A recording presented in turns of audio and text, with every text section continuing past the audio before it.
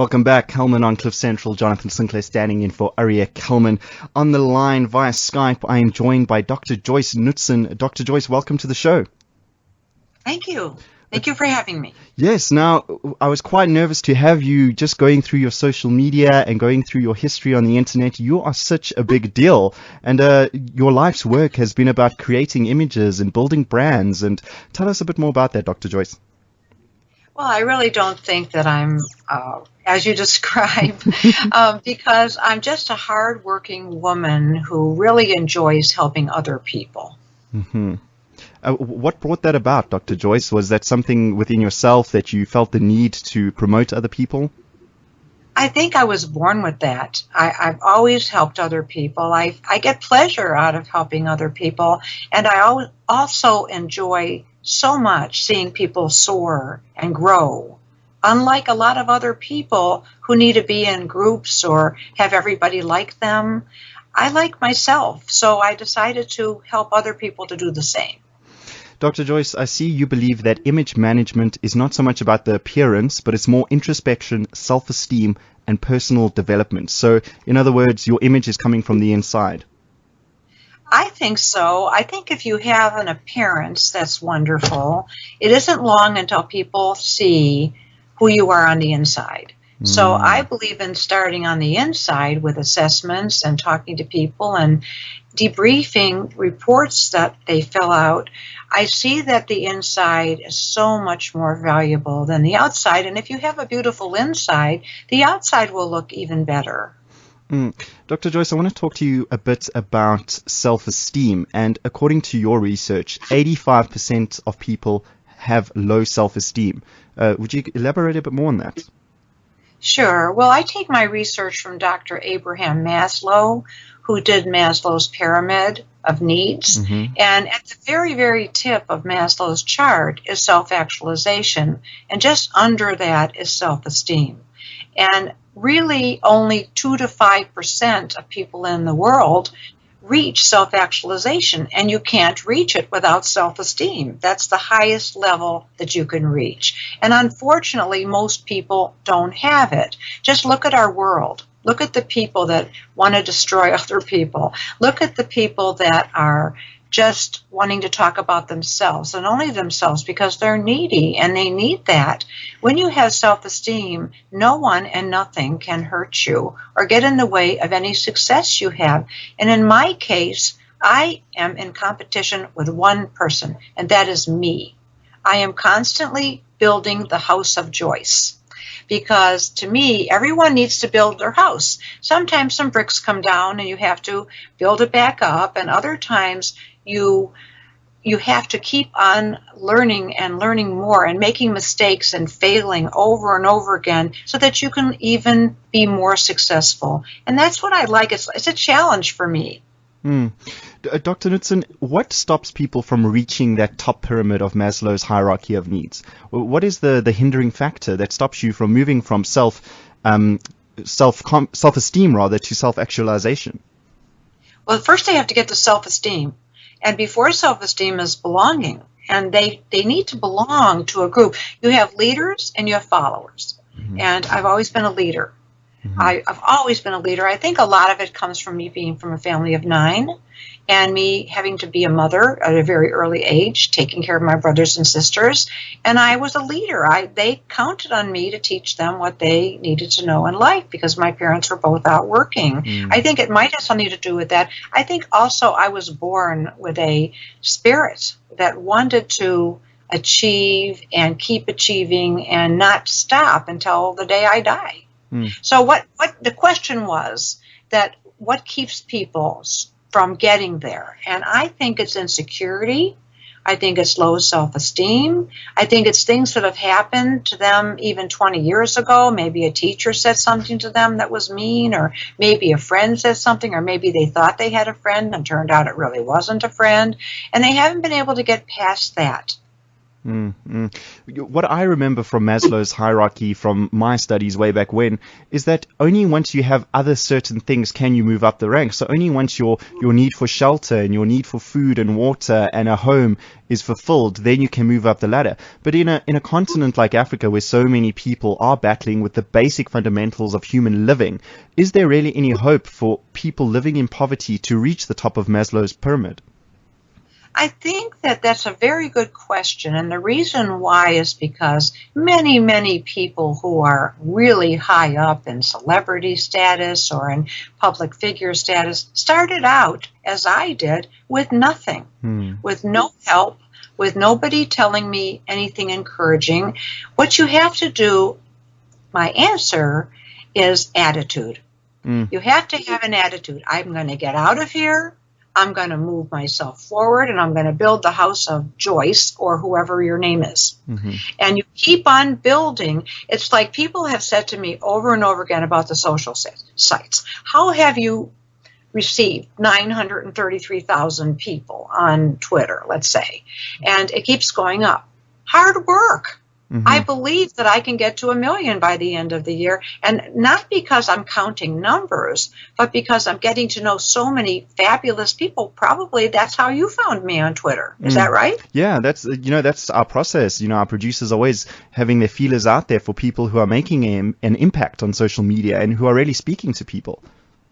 And not only you, but many, many people that I never thought would talk to me are calling me and saying, we want an interview with you. We want to fly you here. We want to take you there. And I didn't do it for that reason, but how fun that it turned out that way. And I think it really is a big responsibility to have so many people looking at you and following you and just watching your story. And I think it must be hard now, not so much only maintaining other people's images, but your own image as well, Dr. Joyce. Well, I don't really find any problem with that because I'm very vain. I take care of myself. I exercise. I eat right. I have the look that people want when they want to have me on TV. And one of my goals is to get on Ellen for my book, Refusing to Quit, Women Over 60, that will be out at the first of the year. Wow. Because I think that because of the fact that I'm over this 60 era, and I feel that because of the fact that people usually don't look very good at that point in time, that I'm going to be the one to show as an example what you can do. And that's a challenge for me. And yes, it's a great question, and I hope I answered it to your satisfaction. No, of course. Good luck with getting on Ellen, by the way. I'd love to see you on that show. It's one of my favorite shows, and I just love all the good stuff she's doing. Dr. Joyce, I want to speak a bit more about your childhood. I know that in your biography that you suffered, and I think you do still suffer, from an eye condition that really challenges your life. Is that true?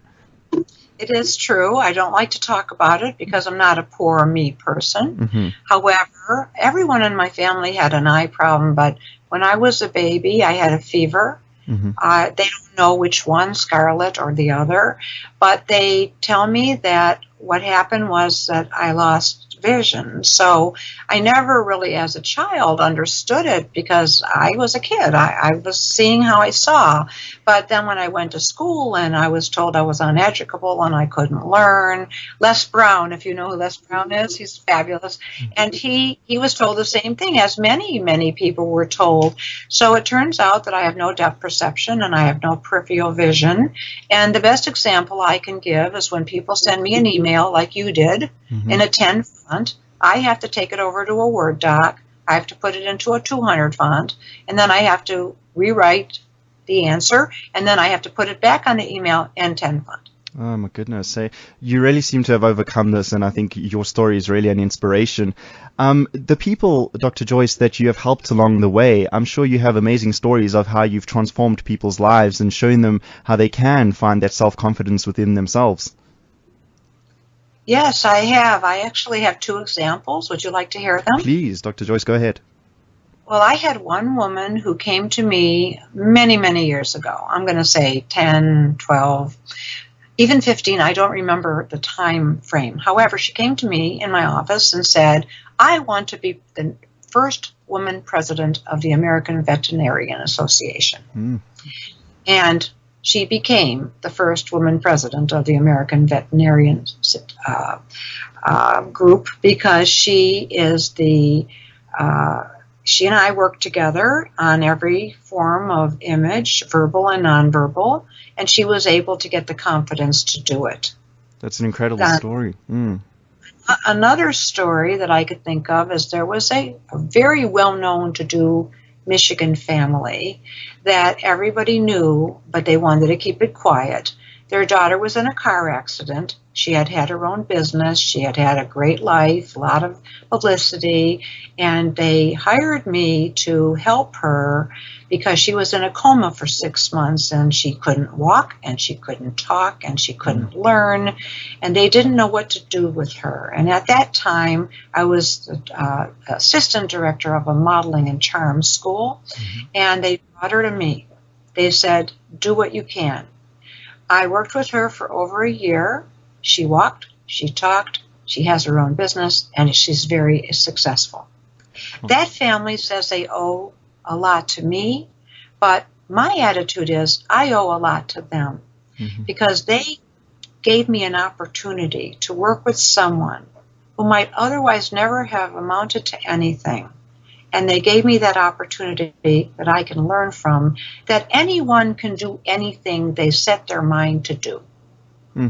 Dr. Joyce, those are incredible stories. And like you say, those families, I think, will be eternally grateful to you for what you've done. But likewise, you're also, you took something out of it and you learned what you needed to learn, which I think is incredible. And just now tell me, in terms of meeting people, would you say that most of our communication is nonverbal? We hear that a lot, but how do you feel about that? Definitely. We don't tend to look at someone for appearance only.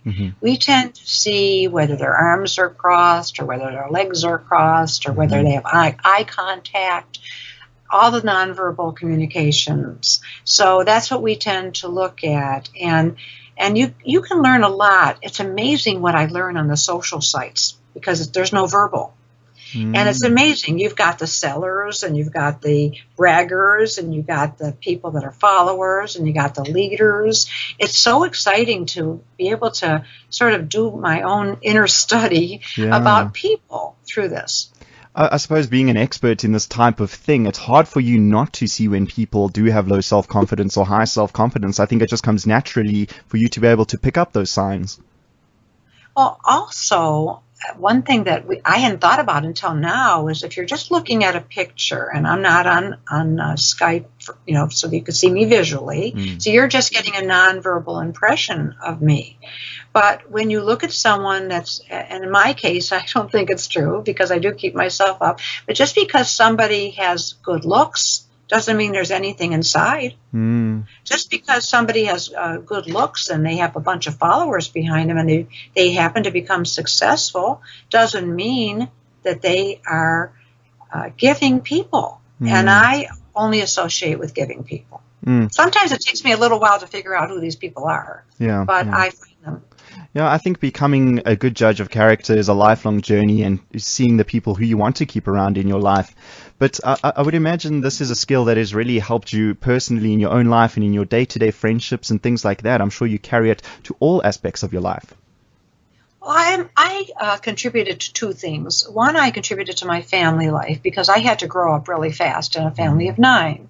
And the other is I've been married this year 47 years to a man who supports me 400%. I mean, he really, there's nothing he thinks I can't do.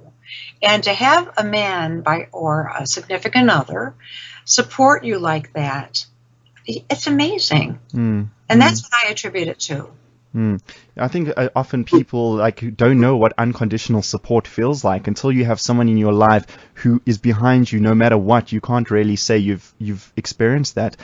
Dr. Joyce, just before we let you go and move on, I just want to know, where do you draw the line between being self-confident and having confidence in yourself and your abilities and arrogance? Boy, that's a loaded question. I'll try to answer it in a minute. The main thing about having self-confidence is you could have self-confidence in a certain area. Let's say, probably a bad example, you have self-confidence in making a dinner. You know you're going to have a fabulous dinner. It's going to be great. But having self-esteem is so much more than that. It's having confidence in anything that you do. And it doesn't matter what it is. It just matters that you have the confidence to do it and know you're going to do your best and do it well. And my favorite word in this is authenticity, because I think you have to show people that you're authentic, because you can spot the fakes a mile away. That's really good advice, because I think sometimes when we meet someone who is overly self-confident and who has sort of that go-getter attitude and just wants to take on the world, I think sometimes people who are maybe more introverted, more taken back, kind of resent that. And they don't see their ability to be able to do those exact same things. But I think it doesn't just mean verbally or visually being self-confident. I think if you're confident within yourself, your actions and your successes will just speak for themselves. Deep in your heart. If you're confident deep in your heart and you want to be someone who doesn't think of failure as failure, and many do, but as lessons in life. Until the day I die, and I'm 71, I will be proud of my age, proud of what I do, and I plan to be a centenarian. Dr. Joyce, you really are such an inspiration, and I really wish you luck in the future with all that you're going to do, and I really do hope to see you on the Ellen Show. Will you please let us know if that is going to happen, when it is going to happen? I hope it will. She follows me on Twitter, so I have a direct message for her. And all of the other people follow me on Twitter too, the talk show hosts. And so, believe me, I know how to get the word out by showing it from my heart that this is something important, that I've nominated myself to give people the wherewithal to be over 60 and just go get. Just don't be a taker, be a giver. And that's what I am. Dr. Joyce, please won't you just tell us how we can keep up with you quickly? www.Dr. Joyce, Knudsen, Knudsen, drjoyceknudsen.com. Fantastic. All right, Dr. Joyce, thank you so much. This has been a fascinating chat, and I do feel more inspired, and I think more okay to just be confident in myself, and hopefully we can all take the lessons that you teach and take them to heart.